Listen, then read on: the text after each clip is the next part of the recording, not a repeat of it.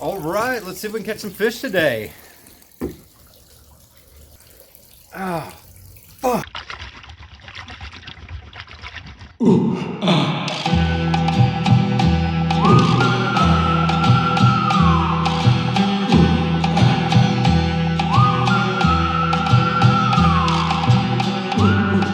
So this is not going to be my normal video. Obviously, you can tell from the title that things did not go according to plan, and so I'm just going to do a little bit of narration over this and try to break down what I think my lessons were from this experience.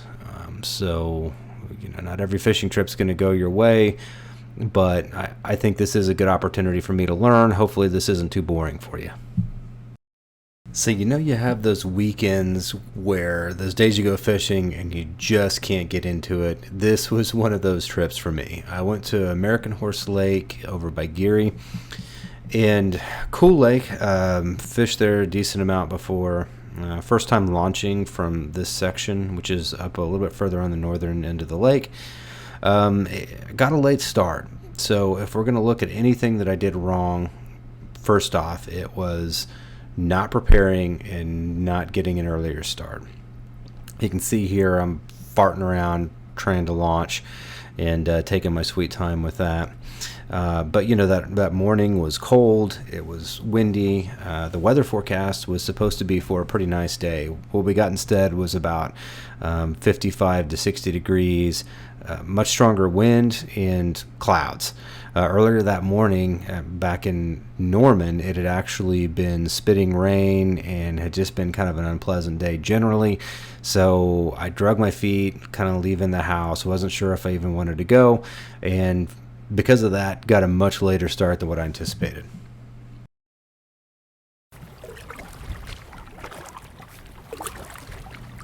So finally, after launching and taking my sweet time doing that, I get out on the water, and basically my initial plan for this day was to fish shallow, to be able to fish a slower bait like a jig or something like that, or a glide bait maybe even, and was really anticipating it to be a much warmer, sunnier day where things would warm up and maybe the fish would be up shallow. Right now, the water temperature for most parts of Oklahoma is still like in the low 60s, but you get these warm days and it'll kind of spike up into the mid to high 60s, and the fish will get a little more active and shallow. So that's what I was hoping for.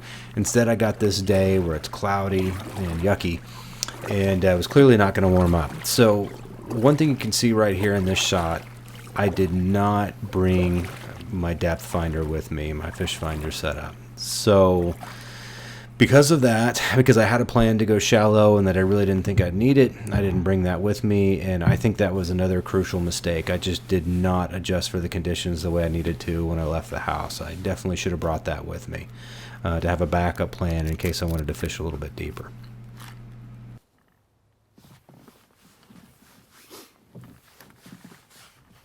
The other thing we can see here too is that I take this time to start rigging up a rod.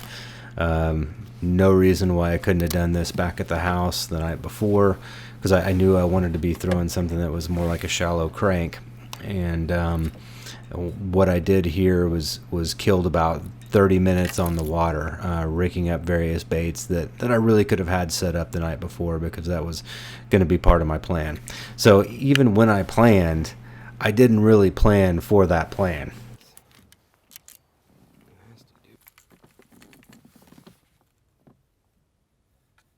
So no joke, 25 minutes later and I'm still farting around with putting different lures on different rods. I think I ended up rigging up about 3 or 4 rods. And what helps to catch a fish is if you actually put a lure in the water and you're not just farting around tying on lures. So that was definitely something that slowed me down and really kept me from making more casts. And when you're not making casts, you're not catching fish. So here you can see where my game plan is starting to take shape. Basically, I left from the boat launch area and then continued up straight north. My thought process being I wanted to get as far up kind of into the creek area that feeds into this lake as far as possible. Again, thinking the fish might be shallow. We'd had a bunch of rain lately too, and sometimes they'll kind of flood up into those fresh inflow areas to feed, and because the water may be a little bit warmer. Everybody else had the same idea too. You can see right up in front of me there are 2 bass boats there. What you didn't see on camera was there was a boat that was idling up behind me as I was trying to paddle further up north. And then at the launch site that I was at, there were 2 other kayakers there that were out fishing, in addition to a couple of people on the bank. This is not a big lake, and this is Sunday, so you can only imagine what this would have been like the day before on Saturday. These fish, I think, have been really pounded with a lot of lures at this point, and have seen a lot of different stuff being thrown at them. And so my hope was to be able to get someplace maybe where other boats couldn't get. But you can see, how much boat traffic there is and how many guys are fishing right now. I'm trying to sneak around them as much as possible without causing any problems. For them, I want to be considerate, but I also wanted to get further up north than what they were going. And, I just think this is one of those situations. Again, I'm not going to use this as an excuse because I think I should be able to find a way to try to catch fish. But these guys clearly were up fishing like this shallow cover. And I think that should have been a clue to me at that point that I needed to take a different approach. Because those fish obviously by this point had seen quite a bit this weekend. So now I've made my way back up into that creek area. One of the advantages here, of course, is that I'm out of the wind. As you can tell, the water's much more still here. But one of the biggest advantages of this, I thought, would be because of all these, it looks like beaver laydowns that are there blocking the path.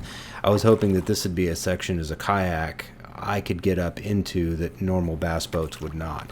And I knew this area was going to be pretty shallow, and obviously that's going to pay off a little bit better, when the water's warmer. But it was also something I was hoping to get to some areas that wouldn't have as much fishing pressure as well.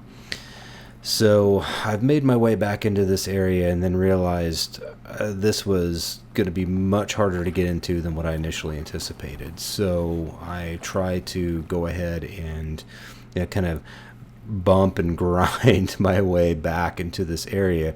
It's hard to tell because you really don't have like a good way to see kind of around all the trees and laydowns, but I think this is like a pretty expansive area back there. It looks like it goes on for quite a ways once you get past these beaver dams.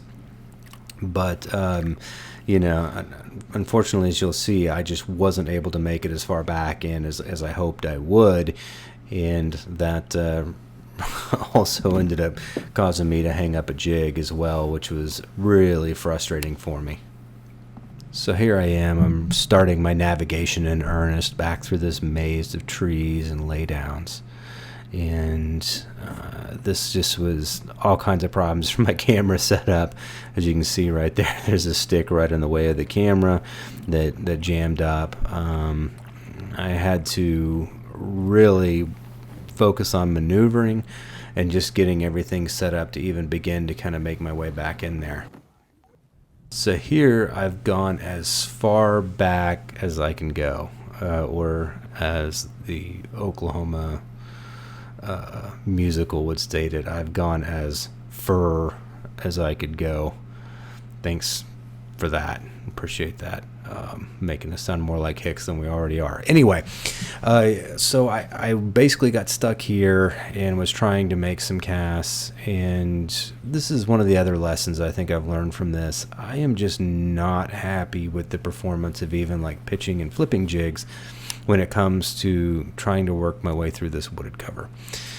It is easy, it seems like, for these things to get just kind of wedged, and I don't know if it's because these are cedar trees that primarily have been downed in a lot of cases or what, but man, I just spent the whole day trying to fish a jig and just getting those things absolutely wedged into logs.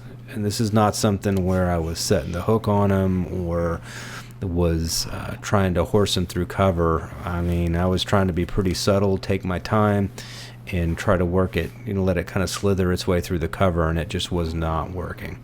So that is one of the things I'm taking away from this, is that when I go fish a jig in these places, I think I'm going to try to work on something more like a slither rig that I put together, so that I can, number one, minimize the amount of stuff that I have to take with me out on the water, but then also hopefully it'll be something that'll get through this wood a little bit easier. Later on, I do switch to a football jig instead of like a pitching style, and that seemed to work a little bit better from keeping me from getting hung up, but there were several times I still had to go into the sticks to get my lures back. And one thing about this lake, it has a ton of standing timber all over it, and it also is very deep. A lot of the places where you have trees are 10-15 feet deep. One of the big problems with that is you don't have a way without a pedal drive to be able to keep your boat in position. So what happens is you're fighting the wind, you're getting pushed around, you're getting pushed into these logs and standing timber, and at that point you've just kind of lost all control. You can't really cast, you know, your stuff's getting banged around. It's really tough, but it's too deep for a mud stick or like a micro power pole. And of course, being standing timber, if you're dropping anchor a lot and the wind is blowing you around, you end up getting stuck in a spot a lot of times where your anchor is getting fouled up, and so then you're having to deal with that. So I've always been very apprehensive about using my anchor too much on this lake. I have lost, I believe, 1 or 2 anchors here in the past where I just had to cut it loose. And what I think I'm also going to do next time, besides making the change to the jig, is I've got a brush gripper anchor, and I think I'm going to use that to keep myself in place rather than just getting pushed around by the wind. But I had to end up just cutting this lure off because I couldn't get to it, and this was too deep for me to try to stand up to like wade over to get it, and I couldn't get my boat there. You can see I kind of tried to reposition and see if there's an area where I can maybe get just kind of draft over the top of it, but it was no go, and this was a hard stop right here. So I had to cut this one loose, and I just hate leaving litter and lures stuck in places.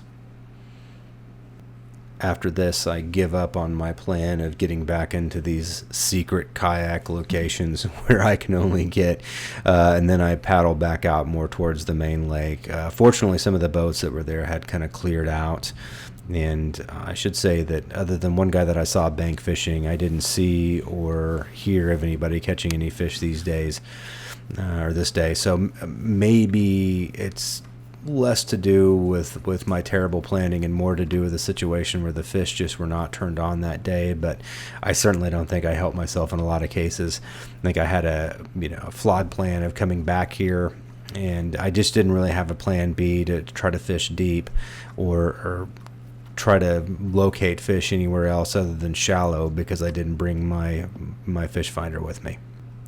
So by this point, I think I had tried a single-bladed Colorado spinnerbait. If you watch my Taking It to the Banks video, which I have linked here, you'll have seen that bait in action. I had a decent amount of confidence with it, but I just probably didn't fish it enough today. I had fished jigs and lost about 2 or 3 of those. By this point, I had switched out to a giant Z-Man TRD, really out of desperation. And the other thing you'll see me fishing here just a little bit is a Huddleston Weedless 68. It's their special kind of pulse tail swim bait that is designed to be weedless, because I was at this point really tired of just getting things hung up. So I had tried several different baits, had not even had any sniff of a bite at this point. I decided I was going to throw something a little bit weird, which is why I went with the giant TRD, and then later tried the Huddleston on my swim bait rod. And I will say, I had no expectation of catching anything on the Huddleston. At that point, it was more just an opportunity for me to try out a new reel that I have on my big swim bait rod. So At that point, I think psychologically I had given up a little bit.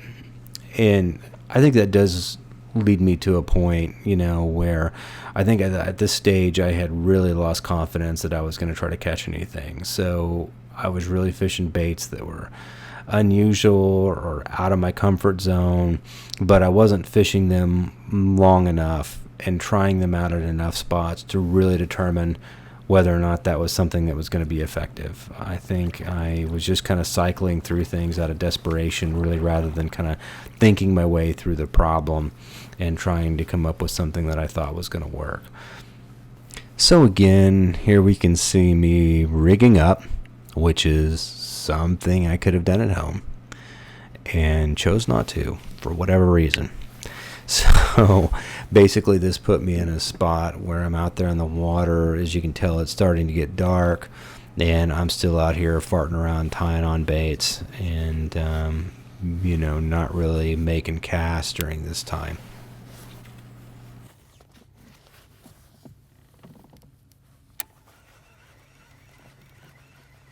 I will say, if there is one positive, I do really like the reel. I got a Lew's Super Duty wide spool. I can't remember the specific name of the reel, but hopefully I will catch something on one of those bigger baits. My initial plan today was not to be fishing a Huddleston. My initial plan was to be fishing something like a glide bait. Really specifically, I was looking at trying something like the Gantarel. I was hoping that maybe I would see some fish shallow, and that they would be up active, and that Gantarel would be something that would be really appealing, to fish that were kind of that pre-spawn stage where they're trying to clear, bluegill and stuff like that out of their bed areas, and just never really got on the opportunity to do that. And then with the amount of boat traffic and the cool weather for the day, I just didn't have any confidence that was going to happen for me, and didn't want to lose $30 baits in timber with not really feeling like I had a good chance of catching fish, which is why I put this Huddleston on and went with a weedless lure instead. Here's an example of what you see over large parts of this lake. You see a lot of standing timber, and this is fairly deep. So I think over most of this spot here, I know from like past years being out here, that this was probably about 20 feet of water right here. So you can't really just drop down a micro power pole or anything like that and expect to hold your position. And you can also see from the orientation of the sun, this is looking back basically directly towards the south. And so this is an area that's going to see a lot of wind on most days in Oklahoma. So trying to maintain boat position here is going to be really, really tough without like a pedal drive with reverse, or like a trolling motor with spot lock. And this is where next time I'm going to try the brush gripper anchor and use the natural standing timber that's there to help control my boat and keep me in position where I want to be to make casts. So this is probably the most exciting event of the day right here. I come back to the launch area, and there's no one else here at this point. There are no vehicles there, and there's an empty 3700 size, they're not an empty, but an abandoned 3700 size tackle box. So I decided to go ahead and check it out and see what's inside there, to see if there's anything that would tell me who owned it. There wasn't. And I'd seen a guy fishing off of a point here earlier, and he was the only guy that I could see that was a possibility that this was still their box. So I load up and go run it over to him. Howdy. Were you fishing back up by the boat ramp earlier? Okay. Man, somebody's not going to be happy. They left a whole box up there.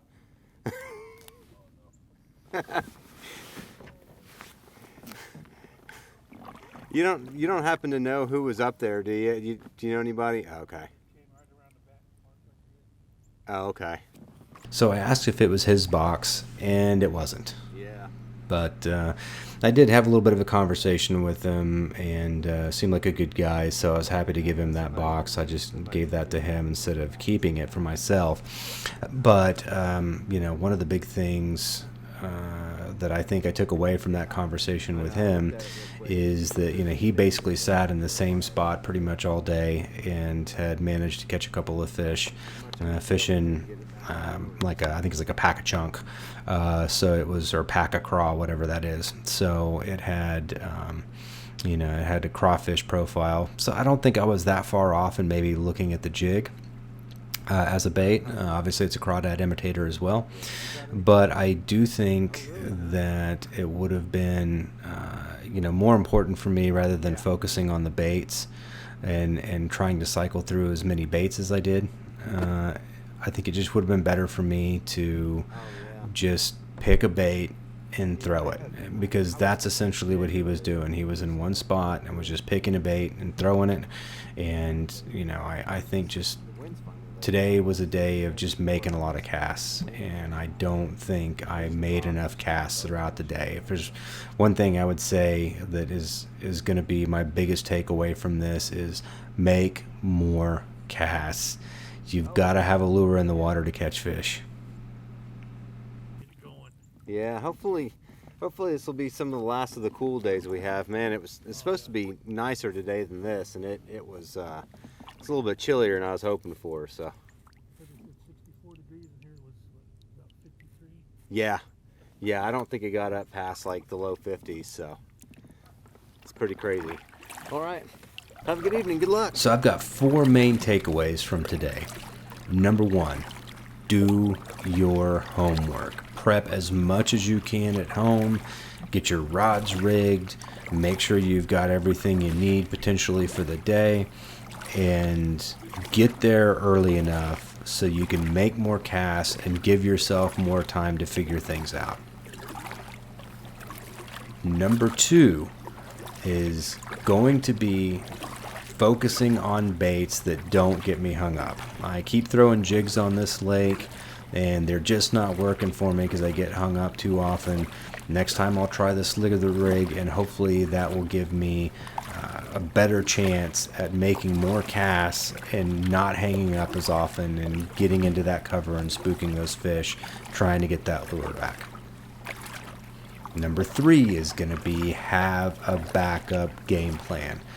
I basically banked everything today on fish being shallow, and I spent a lot of time going to parts of the lake where I was going to really only have a chance to catch fish that were shallow.